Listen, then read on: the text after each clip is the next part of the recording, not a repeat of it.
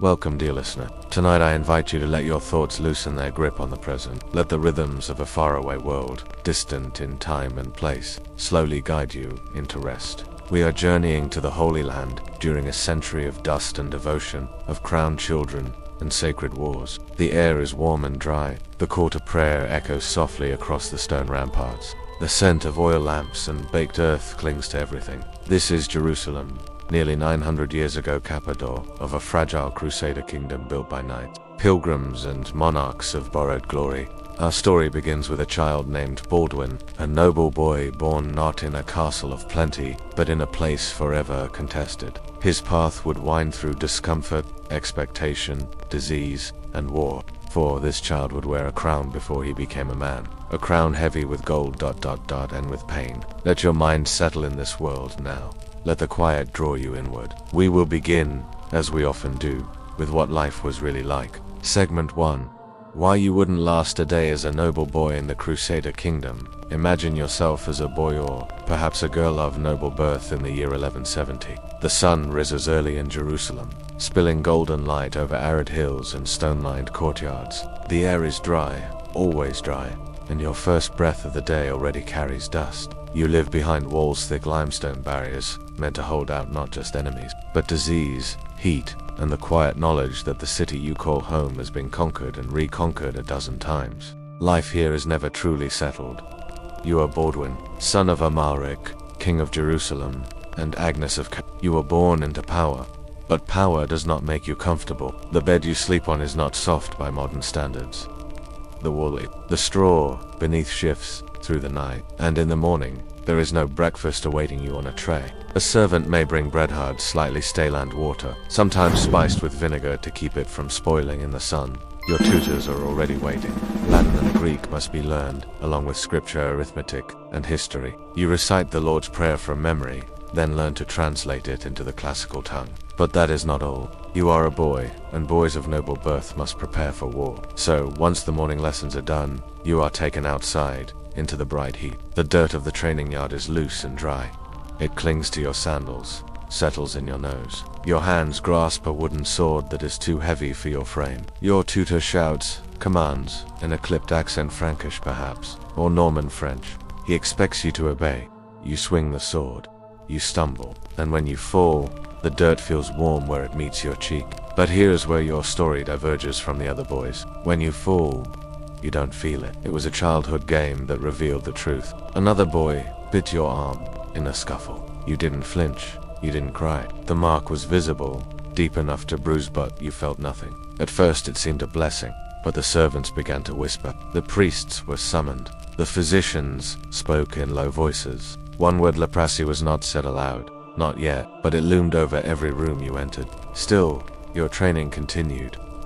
The kingdom would not wait. Disease or not, you were of royal blood. You had responsibilities. Imagine pulling on a tunic with sleeves that chafe at your skin, your fingers already beginning to stiffen in strange ways. You mount a horse with help, your legs weaker than they should be. You ride in formation, sweat beading under your helm. You do not complain. You cannot. Because your life, every part of it, is performance. A noble child must inspire confidence. A future king must never show weakness. You learn to move stiffly, but with grace. To speak softly, but with authority. Your meals are simple. Lentils, barley, roasted meats when they're available. Fresh fruit is rare. Wine is diluted with water, even for nobles. You eat with others, but you are always observed. The servants count your bites. The courtiers watch your hands. At night, the pain not felt in the ordinary way becomes a dull pressure in your joints. A creep in. You whisper a prayer beneath your breath and lie still, trying to remember the names of saints who were also afflicted. You are Baldwin, and you are being prepared. Not just for adulthood, but for rule. Segment 2. The Leper King's Miracle. Baldwin IV at Montgisard. Now, let us gently move forward in time. The boy we met is no longer simply a prince. He is no longer a student, or even just a child. He is a King Baldwin IV, crowned at the age of 13, ruling over one of the most volatile kingdoms in the known world. And he is still sick. The diagnosis has long since been spoken aloud. Leprosy, or, as it was more often called in that time, the White Disease. The Curse of Kings, a scourge thought to be both physical and spiritual. It does not kill quickly, but it kills nonetheless by inches, by years. And yet, Baldwin reigns. The year is 1177. Jerusalem is surrounded by threats. The most pressing of these threats is a man named Saladin Yusuf ibn Ibn, to the Latin world simply as Saladin. Saladin is more than a general. He is a statesman, a reformer, a religious leader, and he has united much of the Muslim world under a single banner no one had accomplished in generations. His armies are vast, his cavalry swift, his ambitions unmistakable, and now he is marching on Jerusalem. Baldwin's advisors urge caution. His forces are scattered. Reinforcements from Europe have not yet arrived. His own body is failing him. He is, at most, 16 years old. The crown sits heavy on his thinning hair. His joints are swollen. His face has begun to change. But Baldwin does not hesitate. He summons what remains of the Templar Knights, a few scattered regiments of Frankish troops, and rides out personally to meet the approaching storm. Not as a figure, not from behind palace walls. He wears armor. He carries a sword. He mounts his horse. The meeting place is it is little more than a crossroads in the southern coastal plain of the Holy Land, a place barely marked on maps. Dry grass, low hills, no grand fortifications, no prepared battlefield, and yet here, history will change. Saladin has brought an estimated 20,000 troops. Baldwin commands fewer than 500 knights and perhaps a few thousand infantry. The disparity is staggering. Some accounts suggest his army was less than 1/6 the size of Saladin's, and yet, as Saladin's army stretches, exhausted and overconfident, Baldwin strikes. It is a rare convergence of timing, terrain, and fervor. The Crusaders catch Saladin's forces off guard. The sun blazes overhead. The dust of the plain rises around them like smoke. Baldwin is carried into the battle on horseback, his body wrapped tightly, his standard raised high. The true cross, or a fragment of it, is said to be present carried by the Bishop of Bethlehem. The charge is brutal, not because of numbers, but because of desperation. The Crusaders fight with a clarity born of necessity. There will be no retreat, no reinforcements, no second chance. Saladin's lines buckle, his men exhausted from their long march, unprepared for the sudden fury of Baldwin's attack. Chaos spreads. Horses scream, shouts echo across the plain, and within hours, the tide turns. Saladin retreats. It is not a rout, but it is a loss. One of his few clear defeats in the Holy Land. For Baldwin it is a miracle. He returns to Jerusalem not merely as a ruler, but as a hero. A boy afflicted with one of the most feared diseases in the medieval world has done what no one expected. He has outwitted and outmaneuvered one of the most brilliant commanders of the age. But victory, like all things in Baldwin's life, comes with shadows. His body grows weaker with each passing season. His joints twist, his vision fades, yet his mind remains keen, alert, unyielding. He will fight again. He will govern for nearly a decade more. He will negotiate, command, and orchestrate the delicate dance of power among feuding barons, religious orders, and foreign envoys. But he will never again see such a moment as it stands as a singular pointer glimmer of triumph in a reign marked more often by endurance than by victory. As we leave the battlefield now, let us travel deeper beneath the surface of Jerusalem, where secrets older than kings have long slumbered in the dark. Segment 3. The Hidden Relics of Jerusalem. Crusader faith and mystery. Let us now descend softly, gently into the shadows beneath Jerusalem. The city above is hot, dry, and loud with prayer, markets, and armored feet. But beneath the cobbled streets and stone towers lies another world. Bones and beliefs intertwine in the half-light of history. To the Crusaders, Jerusalem was not merely the seat of their kingdom. It was the axis of the world, the very art of Christendom. Every stone was holy. Every hill had meaning. And beneath those hills ... there were secrets. You see, the Crusader mind was filled not only with thoughts of conquest or politics, but of sanctity. To rule Jerusalem meant more than wearing a crown. It meant stewardship over the sacred past. Relics were prized above gold. There were fragments of cloth, splinters of wood, bones of saints' items, believed to carry the very essence of divine power. Possession of a true relic could bless a battle, win a war, or sanctify a kingdom. Baldwin IV himself, before his victory at Montgisard, is said to have prayed before a sacred reliquary, a portion of the true cross, the very wood upon which Christ was crucified. It was not kept in a box or stored in a vault. It was carried into battle, draped in cloth, held high for all to see. Imagine that moment.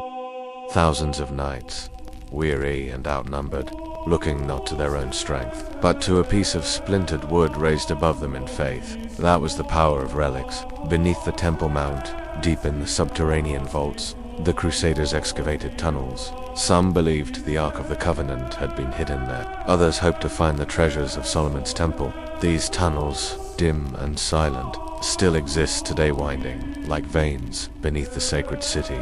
The Knights Templar, sworn to poverty and chastity, spent years in those depths. Some claimed they found nothing. Others, were more cryptic. Whispers of secret discoveries and sacred scrolls have echoed through centuries, though never proven. But even above ground, Jerusalem was the Church of the Holy Sepulchre housed what was believed to be the tomb of Christ. Pilgrims would crawl on their knees to touch the stone. Oil lamps burned day and night. The air, thick with incense and sweat and devotion. Churches across the city held pieces of cloth said to be worn by the Virgin Mary. Bones of apostles, drops of blood, each with its own story, its own legend, its own ritual. And Baldwin, even as his body declined, leaned into this world of sacred tradition. For in a city where armies clashed and thrones faltered, relics offered continuity, links to an eternal story beyond human frailty. Some of these relics vanished in time. Stolen, hidden, lost in sieges. Others remain, though their origins are still debated. Modern archaeologists sift through rubble and silence, searching for hints of chipped chalice, an inscription in Latin, a rusted reliquary. They move slowly, carefully, not just for preservation, but for reverence. For though belief cannot be measured in carbon dates, it leaves an imprint all its own. The Crusaders believed. That belief sustained them through desert crossings, plagues, and defeats. It allowed a sick boy to ride into battle as a symbol of something greater than himself. And now, as we leave the dark coolness of the tunnels and return to the light, we rise once more into the upper halls of Jerusalem as palaces where life took on another shape entirely. Let us step into the court of the Leper King.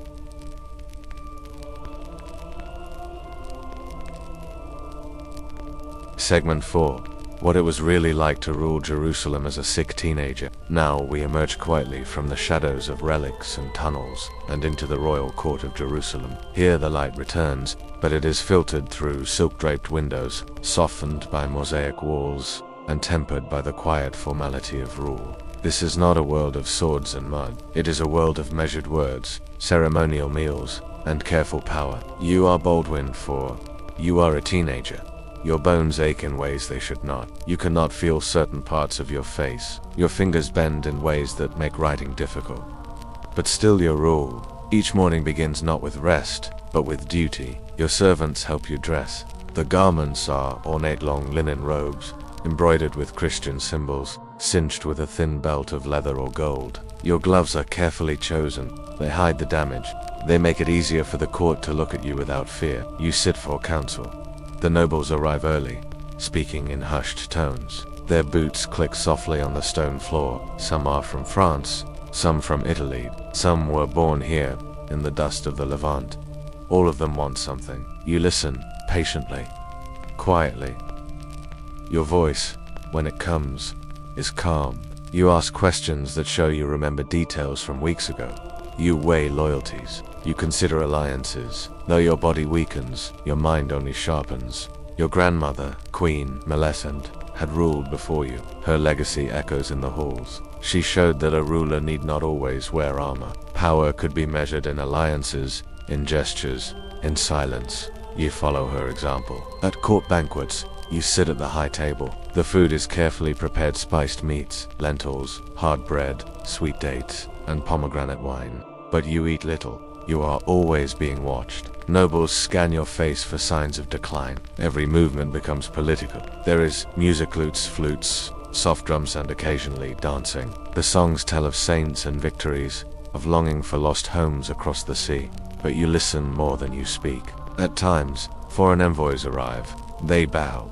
They bring gifts. Some of them pretend not to notice your condition. Others cannot hide their discomfort.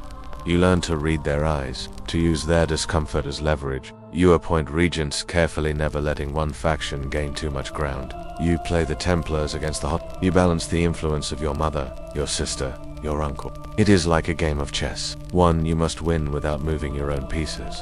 Outside, the city breathes. Pilgrims arrive through the Jaffa Gate. Traders haggle in the narrow markets. Priests chant morning psalms. The scent of olive oil and dust hangs in the air, but inside, the palace is cool. Still, you rarely leave without ceremony. When you do, your appearances are choreographed. The people must see their king. They must believe. Your crown is polished. Your horse is white. Your procession moves slowly through the streets. The leprosy is hidden, not denied but managed. Always managed. At night, in your private chamber, silence returns. The servants leave. The windows are opened, just slightly to let the air move. You pray, not always for healing, but for strength and for wisdom. You are Baldwin IV, the Leper King. You are never supposed to rule, and yet you do. And though you will not live long, you hold your kingdom together for nearly 11 years, long enough to delay its fall, long enough to be remembered. As sleep begins to draw near, let us now return from the world of ceremony and stone, and gently close the book on this chapter of time. And now the candles in the palace are burned low. The soft tap of sandals across marble fades. The pages have turned. The dust has settled once more across the hills of Jerusalem. Baldwin IV, the boy king who could not feel pain, has passed quietly into history. He did not win every battle. He did not live to see his kingdom thrive. But for a time, he held back the tide. Not with brute strength, but with quiet resolve. With wisdom beyond his years. With the patient, painful endurance of someone who understood that time was never truly on his side. He ruled with grace, in a world that did not reward the weak. He led knights into battle while hiding decay beneath polished armor. He governed a court of warlords and clerics with the calm of a scribe. He bore the weight of prophecy, the burden of expectation, and the silence of illness and still. He endured, and perhaps that is the quiet lesson left behind. That strength does not always shout. Sometimes, it simply continues. So now, dear traveler of time, rest. Let the stone walls and distant banners fade from your thoughts. Let the scent of incense and the hum of ancient prayer drift further into the distance. You are here, safe and still, beneath your own roof, in your own time. And while the past stirs quietly in its slumber, you may join it in rest. Good night.